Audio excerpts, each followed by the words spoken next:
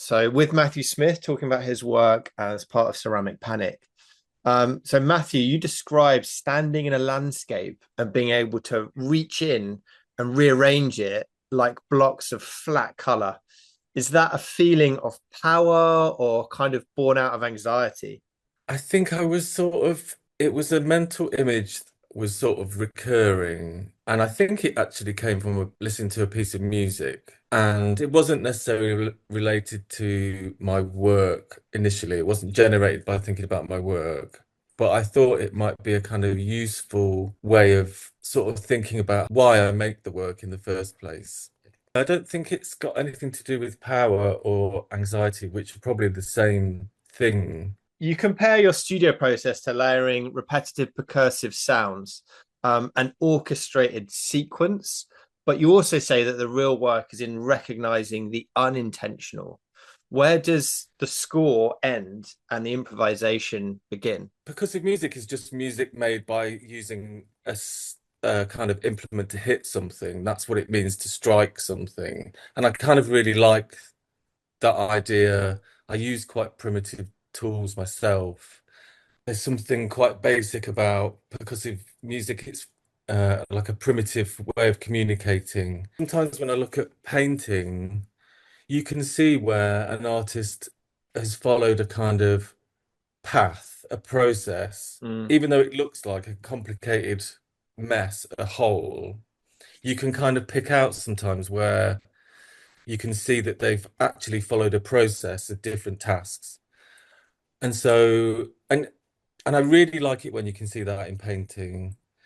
And I think it's a kind of thing that I try to do in my work. I try to break it down. I think the best work comes about by noticing what's happening like over there rather than what you're actually doing. I think that's the job that I've got is to sort of recognize. I don't think it's an intellectual No, sort I of thing think like some other artists are. It's definitely not a conceptual artist, I think. what you were saying is, I think you were on you said something really interesting then, which is like you don't even have to like your work, but I think you need to be able to, you have to be able to deter, like spot the quality amongst the chaos and have that. Yeah, So the new face piece that you made yeah. for Ceramic Panic is Deadpan, two mismatched eyes, a nose, a mouth. It looks like something that a child might have made, but also nothing like that because there's a refinement. How much are you thinking about the viewer's smile when you make something like that? I'm definitely not thinking about the smile.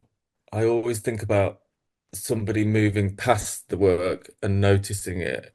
I mean, I sort of realized that I make my work for people's houses ostensibly. I think sometimes it helps me to make work when I think I I don't have a set sort of imaginary person in mind, but sometimes it helps me to make work when I kind of think about the kind of environment that it is going into.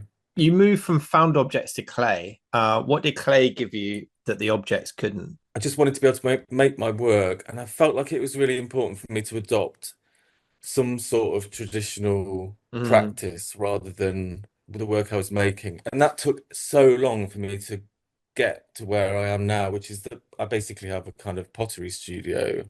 I mean, there's an honesty to that material, and there's an honesty to the idea of like shifting your practice to kind of be more consistently sustainable. I And think the Naki part of the answer is that I there's a class element to it yeah, because what now with the vantage point that I've got of a bit of time and a bit of uh well, a bit of time, I think I can see that I just didn't stand a chance in the art world. And I think there is another answer about what clay gives me that the other work couldn't give me. mm, I just don't know if I'm there yet with it. mm.